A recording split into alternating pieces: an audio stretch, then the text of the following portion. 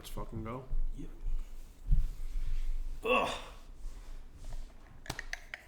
Cool, we're back again.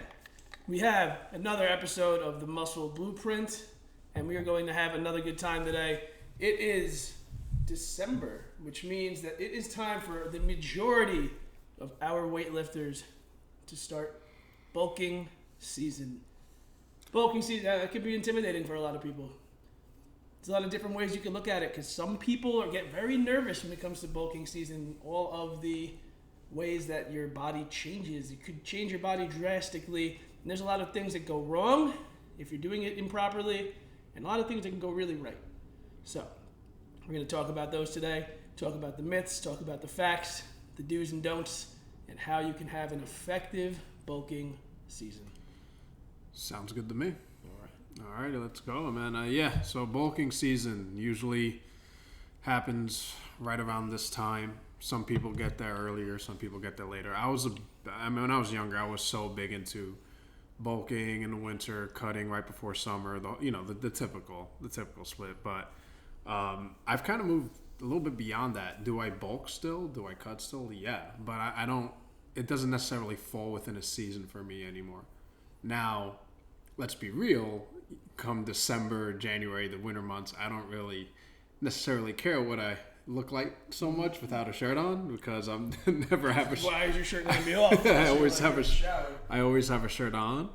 But I'm not, like, at least personally, it's kind of evolved a little bit for me. But there is a lot that goes into a good bulk or a good cut. But today we'll talk about bulking season, because the majority of people are in a bulk during the winter months. And it's smart because you have all the holidays. So with the holidays comes more, eating nice, delicious foods, and there's homemade meals. Drinking a little bit more with your buddies and all that. So it does line up pretty conveniently there. So I guess where we'll start when it comes to bulking season is kind of like figuring out where you're at physically. So if you're whether you're a guy that's a hard gainer or whether you're a guy that actually struggles to get weight off your body, you got to kind of figure out what is appropriate. So generally speaking, if you're looking to bulk, you're obviously not worried about,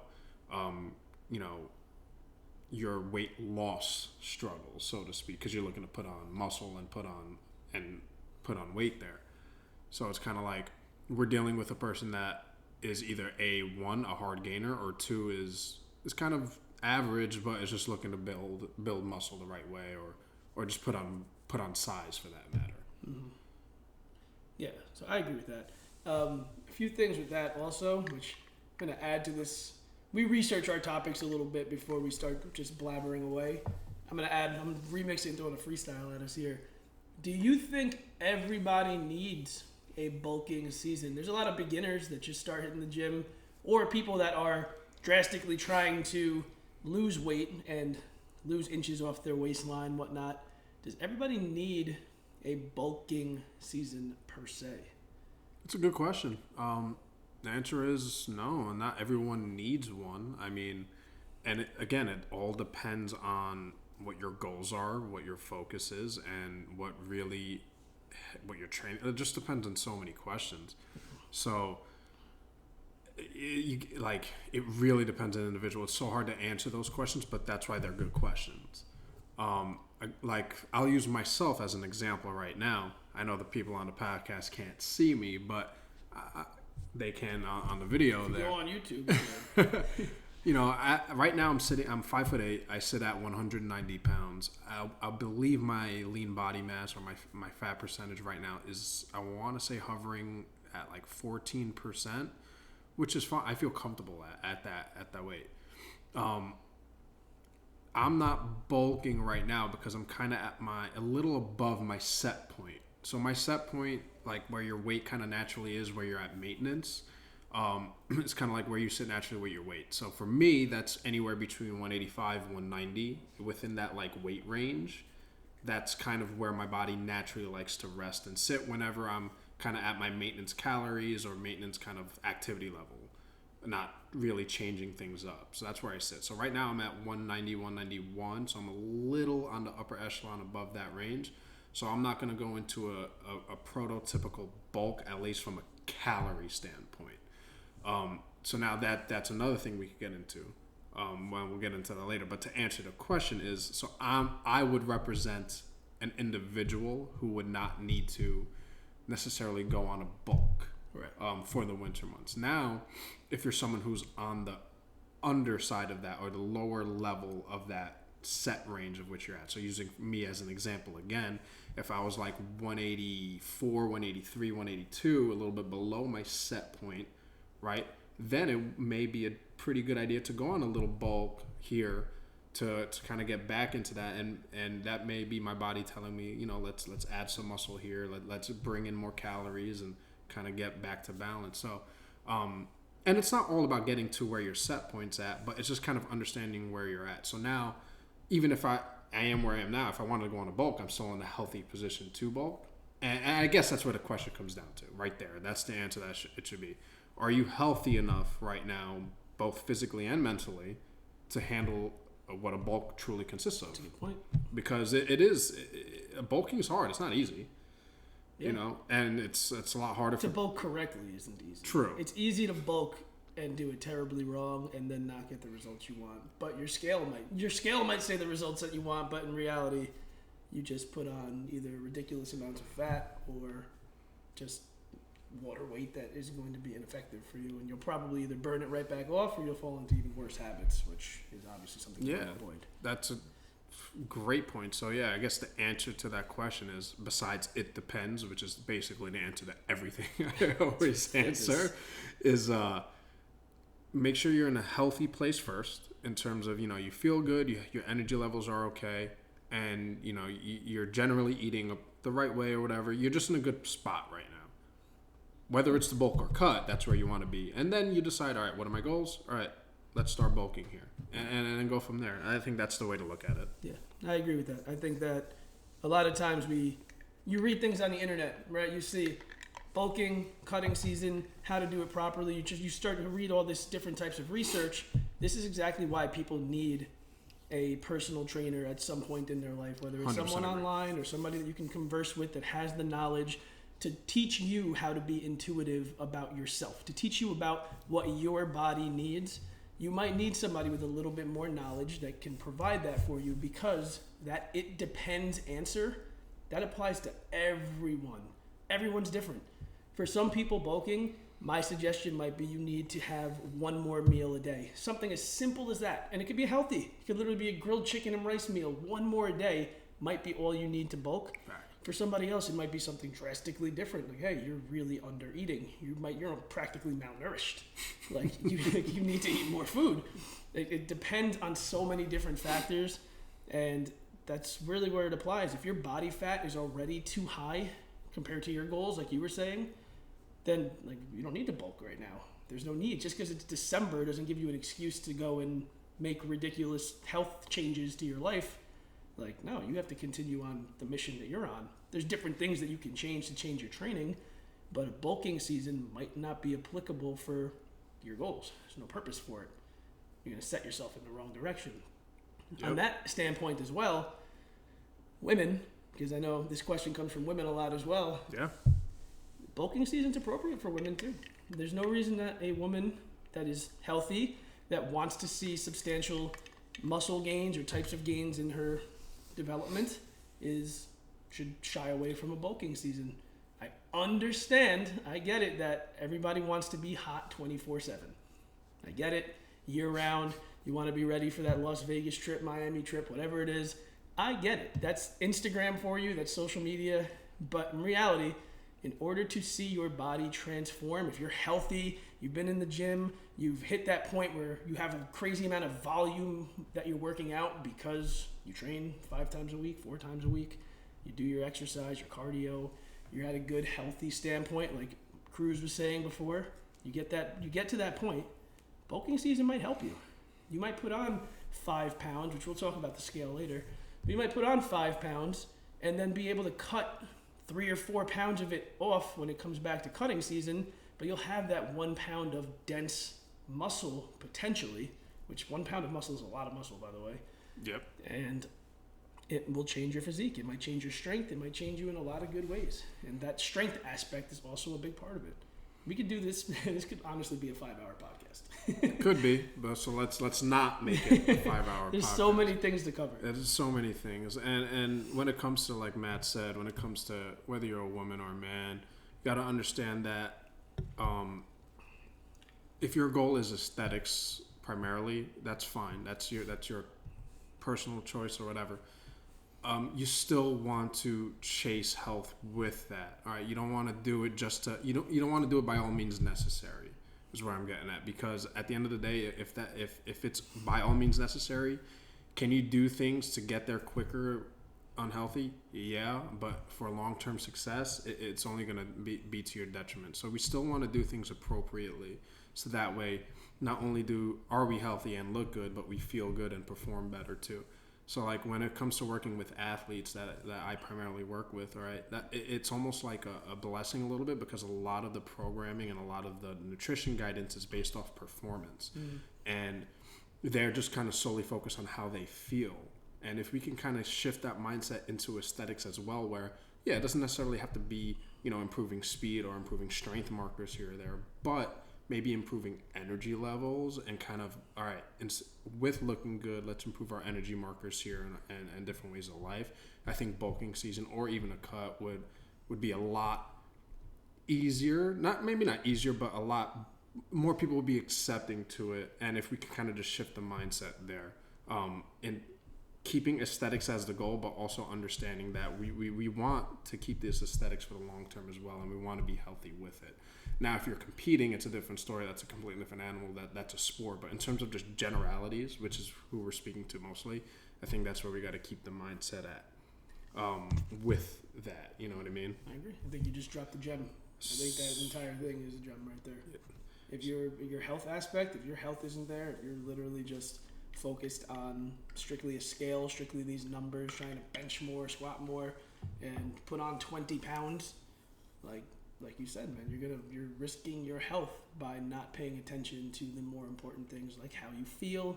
Like you just said there, that's again why you need a personal trainer sometimes, because that you don't get that from the internet. A personal trainer, online coach, wherever you get your guidance from, is a lot of the information in the health and fitness industry can be very intimidating.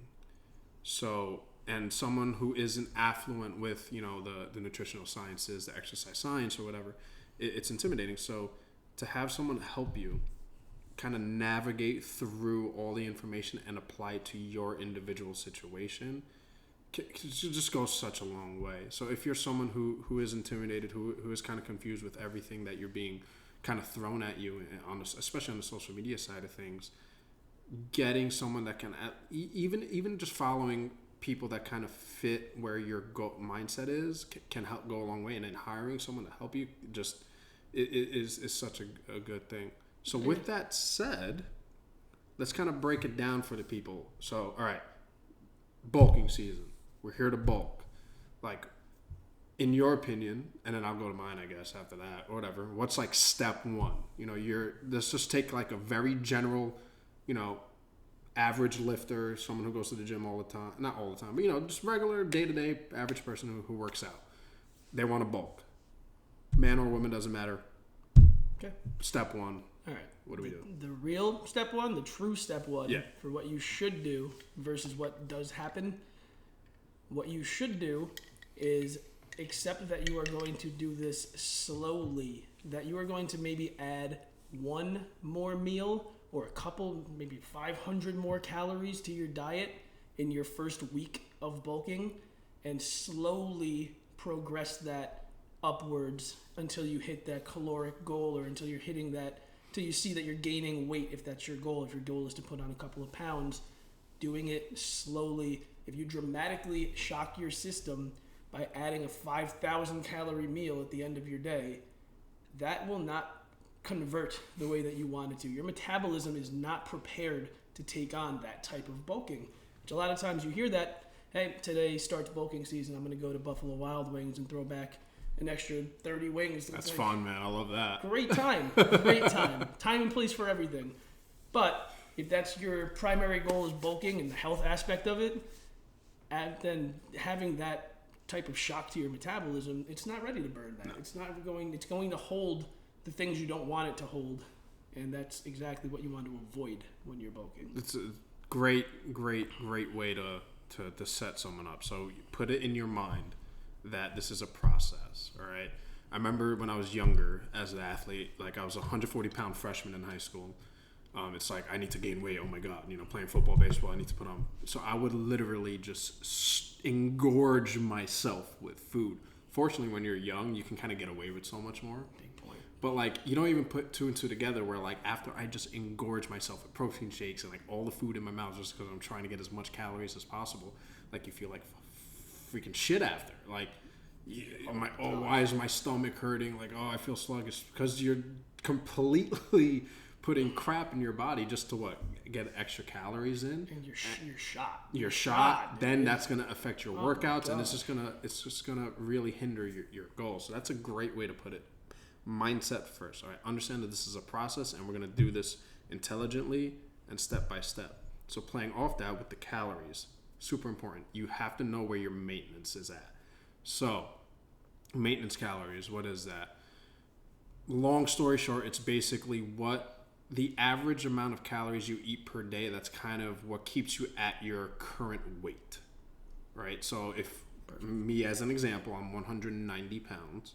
So whatever the amount of calories I'm eating currently with my same activity level, that keeps me right around here. So for easy math, let's say that's 2,000 calories a day, all right?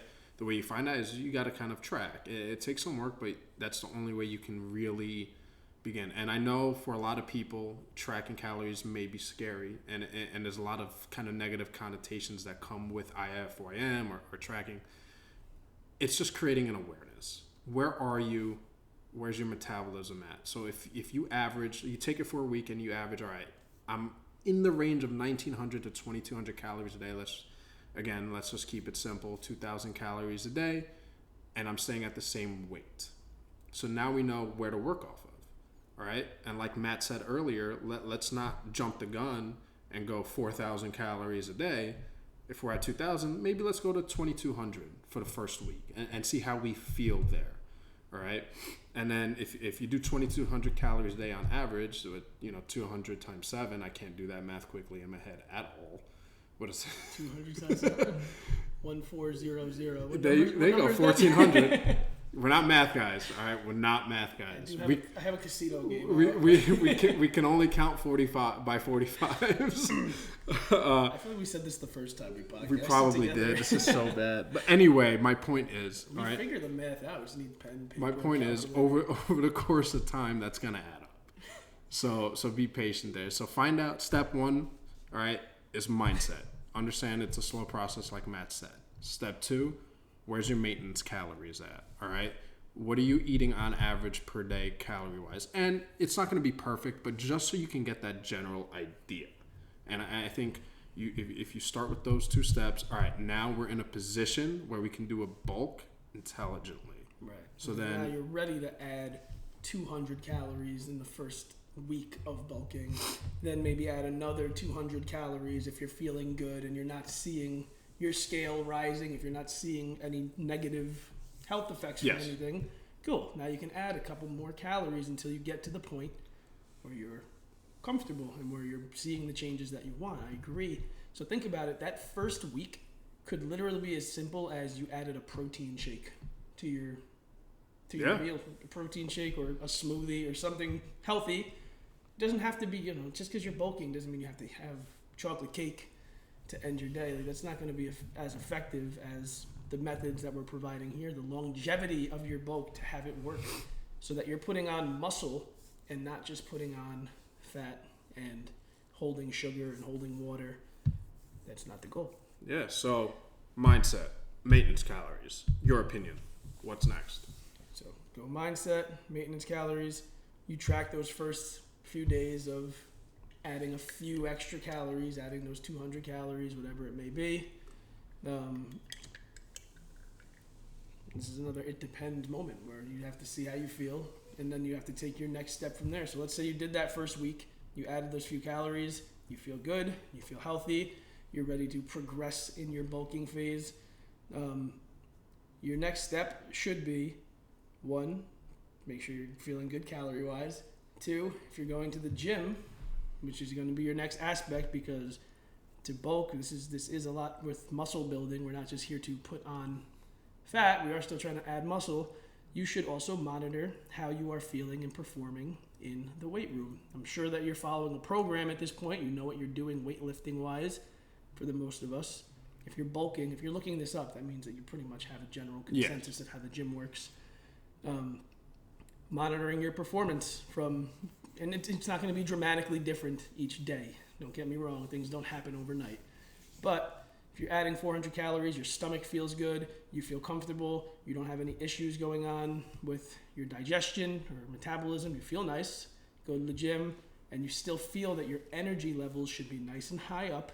You shouldn't feel sluggish because you didn't overindulge, and you're able to still perform in the weight room with the weights that you're accustomed to using. Yeah, I like this pivot. So I like this pivot to your workout programming here, because that's extremely important.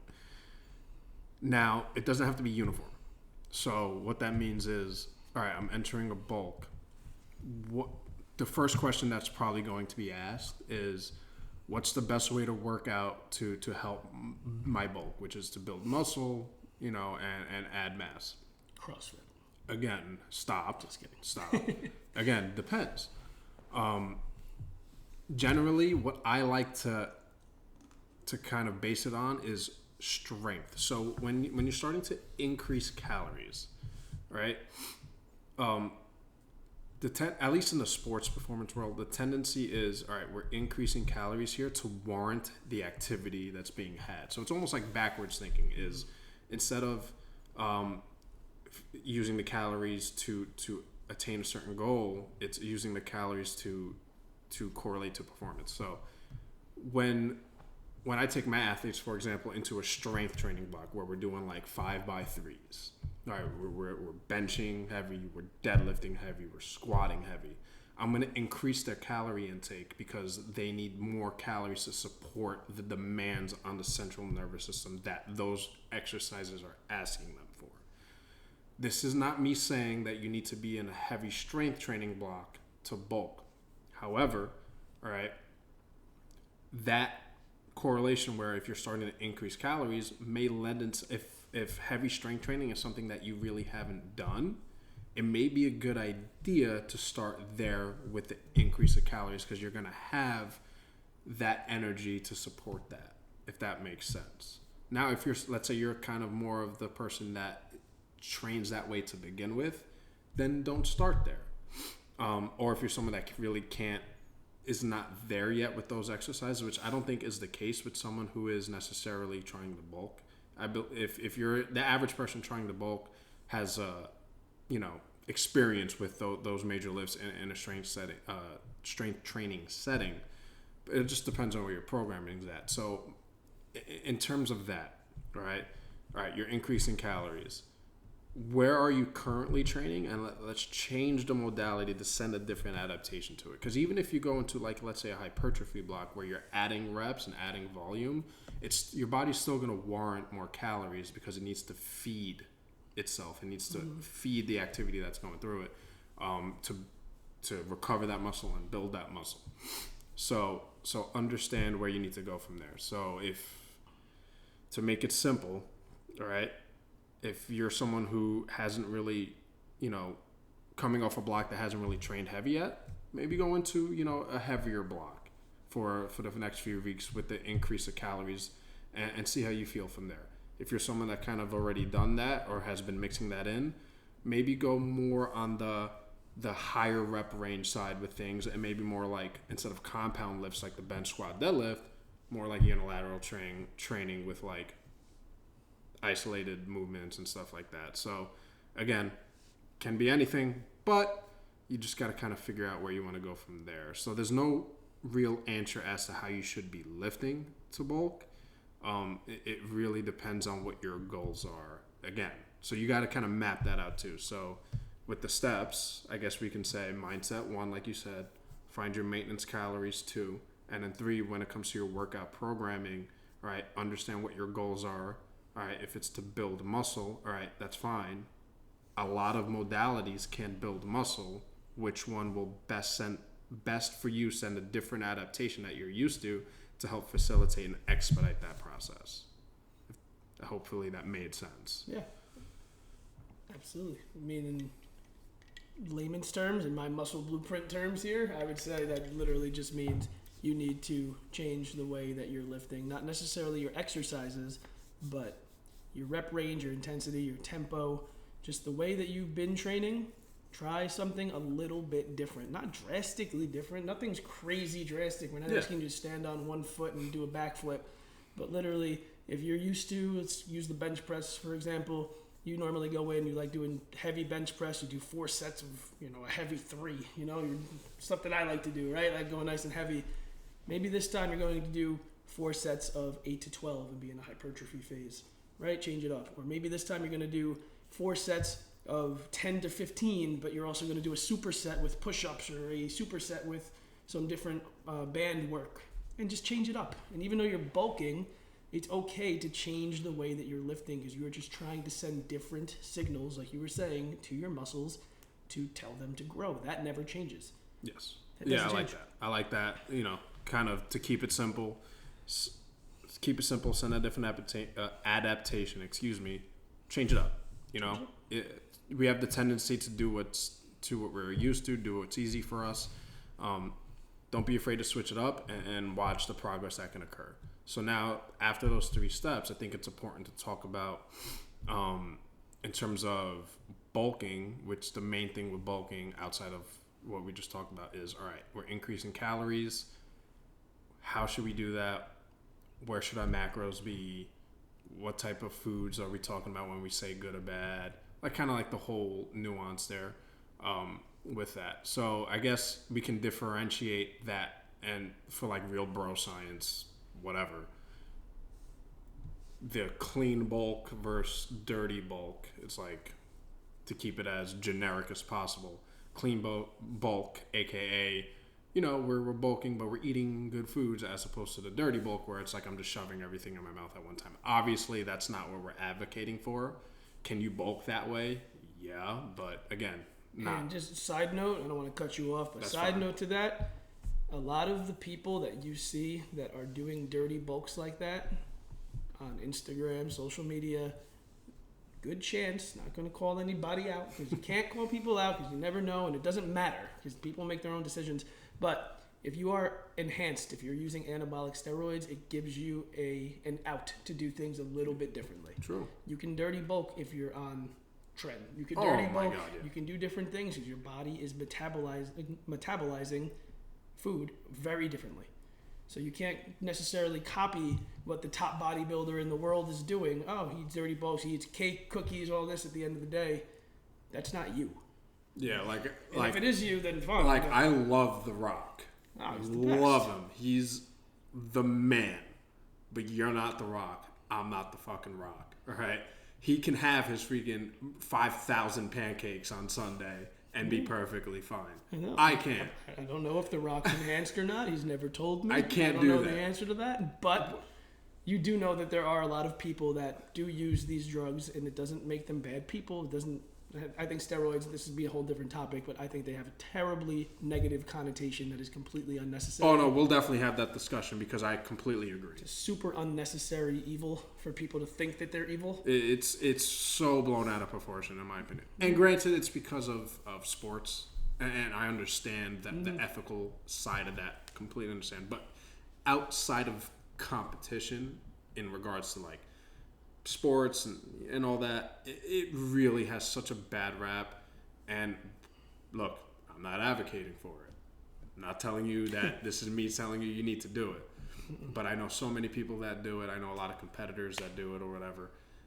And they're good people. Yeah, You're not a bad person. Yeah, you hear about it as this person, they're not a bad person. Yeah. But back, staying on topic for now, we'll cover that later. People that are enhanced, they can eat differently. They can do things differently. Their bodies are literally enhanced. That word is not a joke word. They're actually enhanced to the point where they can use their energy differently. They can train 3 times a day, or even better, in reality, they could train twice a week and still get ridiculous amounts of gains because their body is constantly in recovery mode, not in catabolic mode. 100%. So you can't follow everybody that's your role model. And granted, like, there's a lot of role models that are great. And people that are on steroids, they could be great role models too. But there's certain things that you can do that they can do. And there's things they can't do or that you, whatever. You get the point. No, you don't follow everybody. 100%. So you mentioned increasing your calories after we find maintenance. Yeah. In your perspective, when it comes to bulking, what's your favorite kind of macronutrient to focus on? Protein, carbs, fat. Such a huge depends question. That couldn't be more of a it depends question. Yeah, but I'm asking you though. You personally, and then we'll branch it off from there.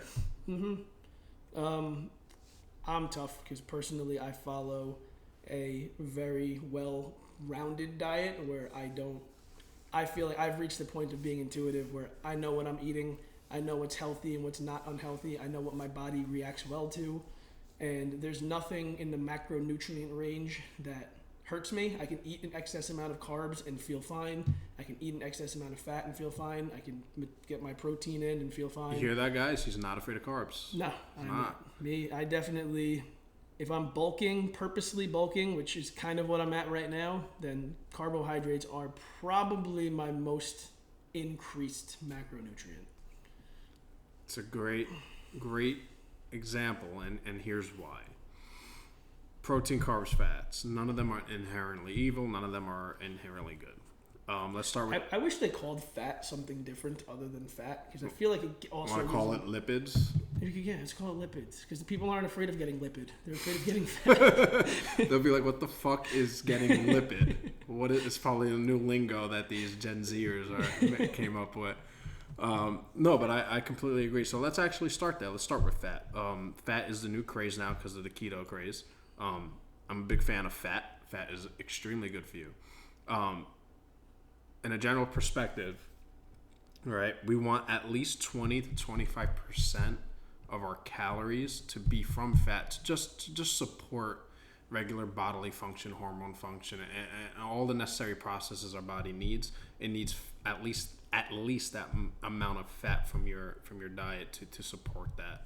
So when you're creating kind of your macronutrient profile and diet, understand that at least a fifth or a quarter of what your calories are at needs to come from fat, and it needs to come from a good source of fat. All right. The issue with fat comes from people eating just real dog shit quality sources from it. So that's kind of important to understand the idea with fat. So now, real quick, obviously keto is a big thing. Let's be careful with that. All right. Only be ruffling any feathers. Yeah, only a select few people can really get into ketosis and benefit from it. So ketosis is a different energy system than using a glucose for energy, right? It's very difficult to get into that. And, to stay in ketosis. A lot of people do keto, really aren't doing keto. They're just eating less carbs, right? But this isn't a keto conversation. I just wanted to bring that out there. Not that you're good or bad for doing it. It's not the best way to do anything.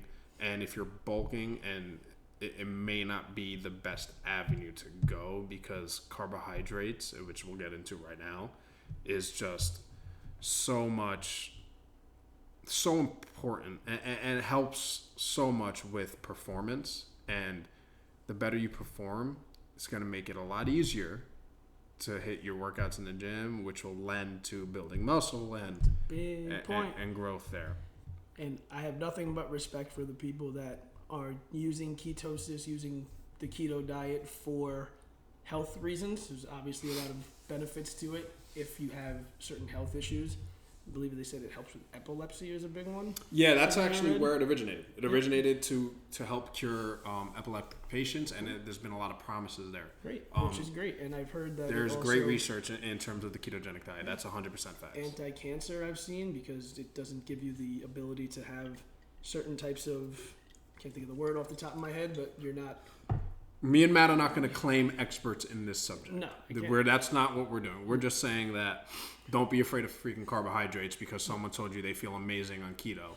Right. You know? And granted, I think my second podcast on here, episode 2, is called Most Diets Are Bullshit.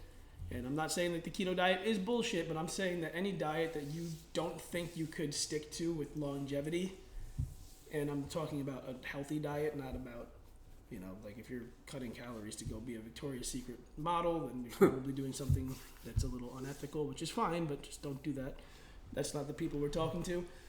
But if you're doing a diet that you don't feel you could stick to for a long amount of time, where you could also play with it in order to make yourself healthier, then in my opinion, that diet is not really going to be good for you. Yeah. It's not something that you're going to continue to make your body make adaptations left and right about your diet, increasing calories, decreasing calories, no carbs, no fats, no proteins. You're taking all the shit away. Your body's going to forget how to do certain things. You're going to have to keep reminding it. You're going to just throw a shitstorm into your stomach. And when you have stomach issues, which I know you like covering this topic a lot. I do. Stomach issues suck. They're the worst. Because it ruins everything. Yeah. When that entire system in there is not working properly, you're hurting in there, you feel bloated, or if you feel like you gotta take 10 shits a day, or you have to take 0 shits a day, like either way, like, you know, you have fucking problems going on. It's a headache, it's a stomach ache in reality that is terrible. I mean, you're changing your diet left and right. Hence why we're telling you not to add 2,000 calories on day 1 of bulking. 100%. That fucks you up. 100%. I like where this conversation is going. So let's stay on fats for one more second. Sorry, all right. I got excited. No, I like that, man, because it's important to understand. All right. So when it comes to fats, all right, let's go from a calorie perspective. Fats are 9 calories per gram of fat. So it's actually, so if you're looking to bulk, adding more fats is a smart thing to do. Because it's the most calorie dense macronutrients, 9 calories per gram. So if you have 10 grams of fat, that's 90 calories right there. That's some math right there. It's some math. I got it. I did it. So let's go over some good fat sources here. All right. So, you know, we want to make sure we're getting every macronutrient from a healthy source. So if you're someone who doesn't have any, we're speaking to someone that doesn't have any allergies here. All right, if you have allergies, you need the remix once again. It depends. I'm sorry, it fucking depends. But personally, for me, I like getting my omega-3s and fats from fish, eggs, nuts, and grass-fed beef. All right, so those right there. So fish, eggs, nuts, grass-fed beef are like staples from where I get my fat content, omega-3 content from foods. Right. Then there's also supplemental things that you can get it from, like dairy or oils. When we go with oils, right, we want to make sure we're using like olive oil, extra virgin olive oil. We want to avoid oils like that come from plant seeds, like safflower or canola. Those are very bad because when you use at high temperatures, they denature the fats and make them polyunsaturated, which is probably the worst. All right, so without getting into that, he's a smart guy. If we're using oils, that's why we keep Mike around. If we're using oils, keep it to olive oil, extra virgin olive oil. All right, throw that on your salad, and there's a lot of calories involved. So if let's say you're eating a salad as like one of your side meals for bulking, right? You throw some spinach on there, let's say chicken, some tomatoes, onions, whatever other vegetables and fruit or whatever you add to your salads. Pour a tablespoon of olive oil. I think it's like 120 calories, and the tablespoon is like this big. Boom. Like this big. And that's extremely healthy fats, rich in omega-3s. All right, throw that on there. Throw another tablespoon on it, and it tastes good. Fats taste good. So that's a huge point. So that's kind of where you want to, from a food perspective, look for where you want to get your fat sources from. If you can handle that from an allergy side. All right. Any other fat sources that you kind of have? Mine there. I mean, like egg yolks. Not against egg yolks. I don't know if you said eggs. You said dairy. Yeah. Not against those. Again, certain aspect. There's like anything else. You got to take everything in moderation. But you know, people are afraid of things. I feel like there's nothing wrong with fat. There's nothing wrong with peanut butter. There's nothing wrong with the fat. Yeah, exactly. The fats you want to avoid: trans fats, polyunsaturated fats. And you find those usually, like I said, in the oils and whatnot, but also these highly processed foods that contain a lot of these trans and polyunsaturated fats to increase their taste, increase their preservation, a whole 9 yards. So if we're sticking to whole foods, that's kind of what we just mentioned is kind of where we want to stay in terms of fats. And I think we spoke enough on fats, so let's move on to which one? Carbs or protein? Which one do you want to go to? Let's hit them with carbs. Carbs, all right. Love carbs. Big fan. Big fan. Why? Crunchy. They taste good. Oh, usually crunchy. Me. Favorite carb? Off the top of my head, rice. Big rice guy. That was so Puerto Rican of you. I'm Puerto Rican too, I can say that. Yeah, definitely. Rice is a big one. I love rice. That's a staple in like every lunch and dinner for me. I feel like that's always there. And like the little remixes too. Quinoa's good. I don't make quinoa very often. I'm telling you, I'm not a quinoa. Really? I like quinoa's good. I don't like it. Usually rice is an option where there's quinoa, so like I'll pick rice too. Yeah, if you're not someone who has digestion issues for the most part, like rice is actually very easily digestible. Mm-hmm. Whether it's brown or white rice, jasmine rice, whatever rice you're using, it's actually relatively. I actually prefer brown rice because I just think it tastes better. But I don't hate white rice. So like the grainier taste. Yeah, this is me. It's personal preference. Like if I'm at Chipotle, I'm getting brown rice. I'm getting white rice. Just like that. It's just again personal preference. But it's actually very easily digestible for someone who doesn't have issues with that. So and like I think off the top of my head, I think a cooked cup of rice. Don't quote me on this. I'm probably gonna get butchered for it, but I don't really care.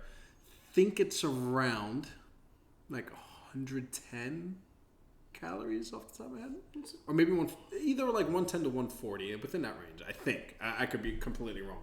Whatever. All right, and a cup's about.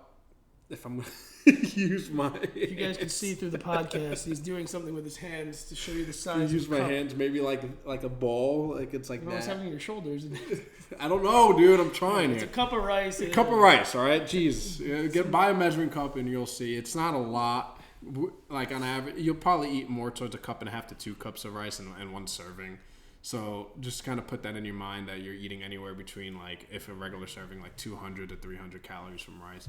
But it is relatively easily digestible. And I don't know why we're talking so much about rice, but because it's delicious. It is delicious. But yeah, so cereal too is great. Carbs, calorie perspective, right? 4 calories per gram. All right. So, but the thing with carbs is that a lot of people, and this is just anecdote. I don't really have a study off the top of my head to back this. But from anecdote and from me too, it does tend to open up my appetite a little bit more. So when I increase carbs, I personally feel, it's not everyone, but I personally feel that it kind of opens up my appetite and then I want to consume a little bit more. So I think honestly with a lot of people, that's where they struggle with carbs because it tends to do that with many people. And then that's why they get afraid because they just kind of want to keep eating.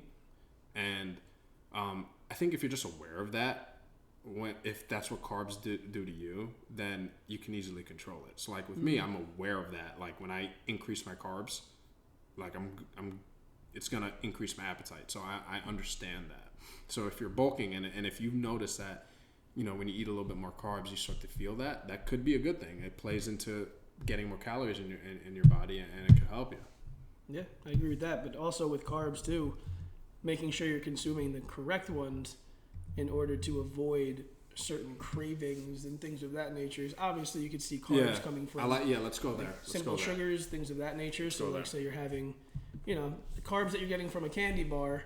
It's hard to eat one candy bar or one tiny like little Snickers and then not want another one because you do get the sugar cravings. You get cravings for certain things that are usually from carbohydrate sources. I don't think I've ever really craved an extra protein necessarily. I mean, granted, like I like my grilled chicken. I'll eat it for days. But I don't know if I'm ever sitting here just thinking about grilled chicken more than I'm thinking about chocolate, let's say. Because protein is the most satiating macronutrient. We'll get into that in a minute. So that means it keeps you fuller longer. Yes, it does. But that's exactly why it's a lot tougher to eat 6 pounds of grilled chicken. Exactly, as opposed to like French fries. And I guess good carb sources. From whole grains, fruits, very good source. of carbohydrates, natural source. Vegetables, a very good source. Rice, potatoes. See, that's one thing that also drives me crazy when it comes to people that avoid carbs. I don't know a single person that's ever gotten fat from eating fruit. I'm sorry, I can't put it that simply. But like people that try to dodge carbohydrates, and it's like, oh, there's sugar in fruit. Yes, there is. Who cares? Who fucking never, cares? Have you ever? Hey, I had watermelon and bananas, and I got fat. And it's like it's impossible. You know, it's everything else you're doing. It's not that. the ratio in food, all right, fruits I should say, when it comes to their water displacement and their sugar displacement within that food and all the nutrients that come with it is so healthy for you. It's negligible if you're scared of sugar. Not from the fruits. It doesn't count. Just literally, it doesn't. When you start eating unhealthy carbs, like you drink a lot of sugary drinks, fruit juices, things with added sugars like ice cream, candy, white pasta, French fries, sugary cereals like Lucky Charms, Cinnamon Toast Crunch. Pastries, muffins, bagel, the whole. Getting people excited out there. Relax. And all good, and not saying you can't eat those, but just limit those, and you'll see that you do a lot better with carbs than you think you do. So from like a tip perspective, okay, when you're working out, depending on what your programming is, on your like heavier or like more intense lift days, bump those carbs up to facilitate that activity. And if let's say you're having a rest day or like an active recovery rest day, you don't need those carbs necessarily to warrant your activity for that day. So then that could be a day where you go more quote unquote keto and just maybe focus on your fat or protein consumption that day. Yep. That's my diet to a T right there. Yeah. So if anybody is following a Matt Mastro diet, which I've never promoted that ever because I eat a lot and I do things a little differently sometimes. But what Mike just said is exactly how I plan out my days of eating, my lifting. If I'm going to do my squat, deadlift, bench press day, which I sometimes put those all together and have a power day, I am eating a fuck ton of carbs that day. I'm loading up to have the energy beforehand and even after. I'm going to have my carbs in order to feel better, in order to recover a little bit better. But those are on those heavy days. On days that I'm going to the gym to do arms only. I'm just going to do biceps, triceps, and get out. I have only 45 minutes. I'm in a rush.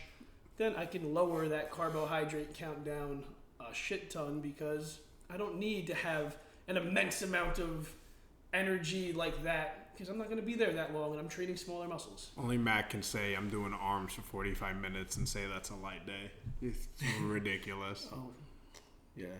Oops. Me, that a light day is like, all right, I'm going to do like 10 minutes of bands just because I'm bored. But, all right, so let's move on. Let's go to the king macronutrient, protein. The king, the superior, the most important one. Like we said before, it's the most satiating macronutrient, which means that it fills you up the quickest in super layman's terms. Because it has the highest thermic effect of food. Basically, you actually burn more calories. I'm gonna hate how I'm gonna say this, but it burns more calories to eat protein than it does any other macronutrient. So I know all the people that want to lose weight, they go, "Oh my God, that's amazing," but honestly, you probably should increase your protein intake. But that's basically what it is. Protein, extremely important. It is the foundation of basically every cell in our human body. All right. Now, the ranges of protein intake is all relative. You mean it depends? It depends on 1, who you are, 2, what your goals are, and 3, kind of where your activity is, so to speak. What Matt eats in protein markers per day is going to be different from what I eat in protein markers per day. It's just that simple. In terms of protein, Matt, how do you go about it? I make sure that I have a protein in every single meal that I'm having. Okay. So, just for everything, literally for breakfast, snack, lunch, snack, dinner, and pre-bed meal, there's going to be protein involved.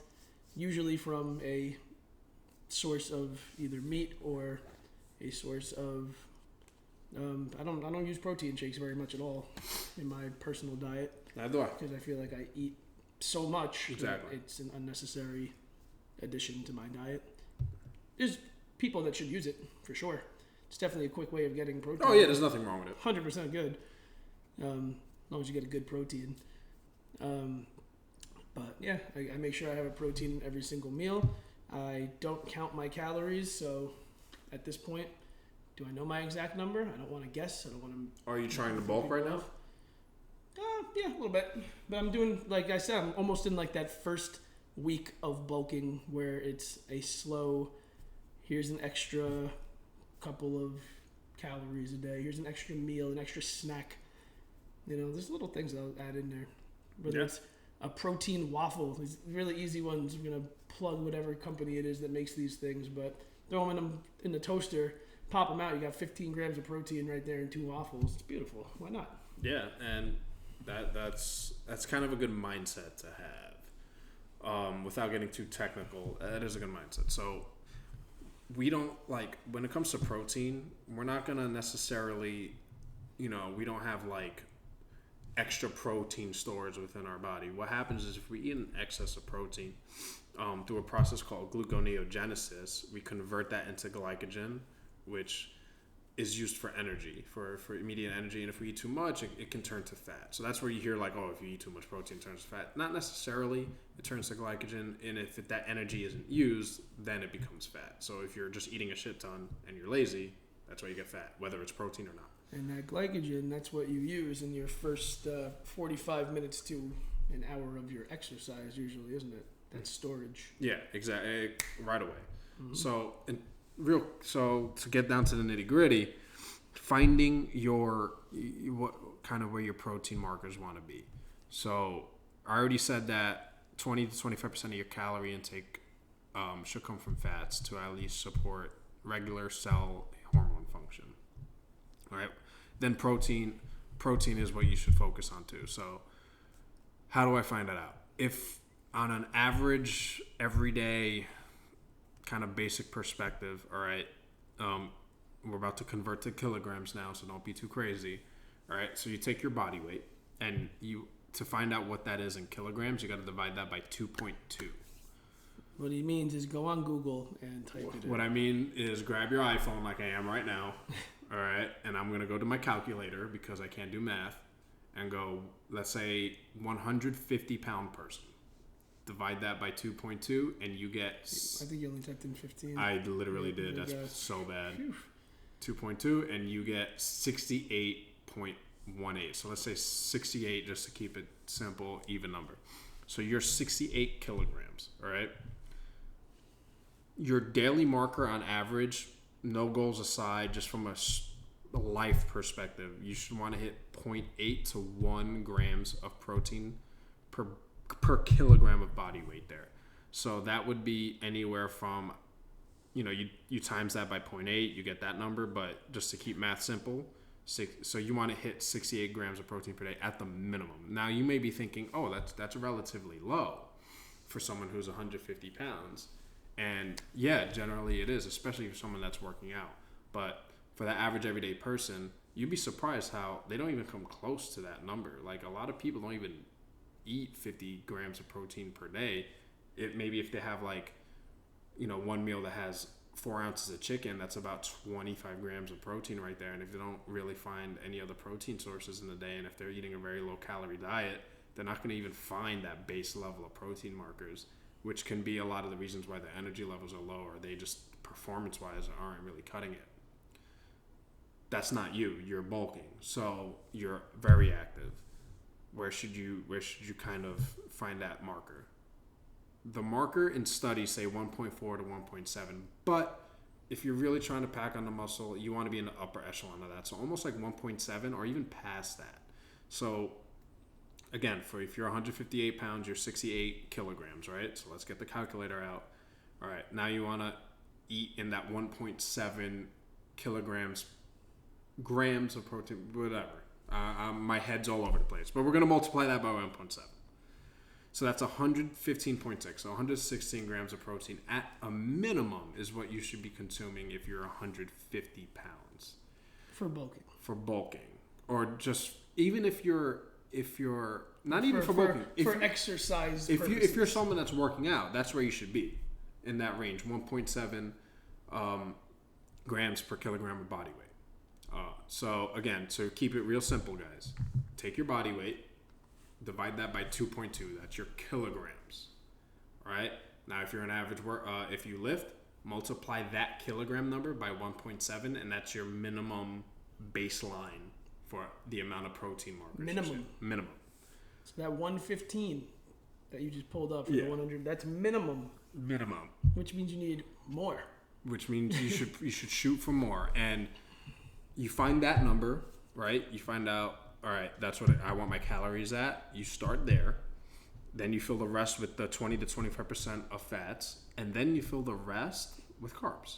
And if you kind of follow that model from a macronutrient standpoint, you'll be more than okay. You should be good. You should be okay. You'll be more than okay. Yep. And that's another part of not shocking your body with these crazy diets and cutting out macronutrients or only exclusively increasing one macronutrient, because you can follow those ratios pretty much throughout any phase of your lifting or of your body transformation. When you're cutting, I'm not going to do the math on all this right now, but you could pretty much use those same ratios, just it's going to be less calories consumed in order to get those results. When you're maintaining, you follow the same type of ratios. Those are really good things to know about yourself, which again is why it's important to learn your body and to learn from somebody like Mike, like myself, but definitely like Mike, who can give you the reasons why things work and why things don't work. Yeah, and I know we went off on a tangent there, but I think it was important, the conversation to have in terms of macronutrients. So just kind of understanding where we should be and where we should put our focuses on, especially when it comes to bulking. So to sum this all up, basically, let's go over the steps again, if we even remember them. Right? You didn't write them down? I did not write them down. Awesome. I'm sorry. So the first one was, like you said, mindset. Understand that it's a slow process, and you want to be in a healthy position, both not only physically but mentally, to do so. I think that's phenomenal advice. 2, we said, was find your maintenance calories. You just have to know where you're at. If you're doing any type of physical goal, whether it's gain or lose weight, you got to know where your maintenance calories are at. You just have to. Like Matt said, Matt's more intuitive, but he's been doing this for so long that he just knows. All right. It was 13. Yeah, like it's very tough to get to that point, and it takes a lot of years to get to that point. And then the third step we said is workout programming. Know your goals, know what you're trying to achieve, and elicit that new adaptation. Don't be afraid to try something new, like what Matt said. And then the fourth one, which we covered for the past like half hour and just went off with, is macronutrients. Understanding your macronutrient profile. Find out how much protein you need to eat. Fill the rest. Find out your fat percentages. Fill the rest with carbs. You're good to go. Eat more carbs on your more intense days. Eat less carbs on your rest days. Boom. And that's about it. That's it. I don't even want to increase anything else. Yeah. I don't want to say anything else. No. It's pretty perfect. So guys, if you're going about your bulking, if this is something that you are interested in doing, obviously we're 2 people that you can message that can give you some of this information, whether it's on Instagram or whatever other app that you have. If you've joined the Muscle Blueprint, if you message Coach Cruz, he's very interactive online, very easy to talk to. So if you're somebody that's getting into this bulking, try to take some of these tips and use them, apply them to your personal goals, yourself. Try every little aspect of this and take it slow. Make sure that you're not just diving in, going crazy, just looking at the scale, just worried and concerned with trying to put on 20 pounds. Don't worry. Go slow. Do the slow increases like we talked about, and learn that baseline of your calories. There's just so many little things that you can do, and once you do it, then you've mastered it. You could master this literally just by doing this for a week. 7 days. It's one of those like teach a man to fish kind of expressions, and you guys will be able to do everything. And then you'll always have help from people that have a little bit more experience in this field. So if you're bulking, great advice given. Coach Cruz is awesome and just gave us some of the best bulking advice you could possibly get. So thank you guys for tuning in. Later, folks. Thank you for listening. This is the Muscle Blueprint, and we're going to have the outro take over from here because he just crushed that. So, peace.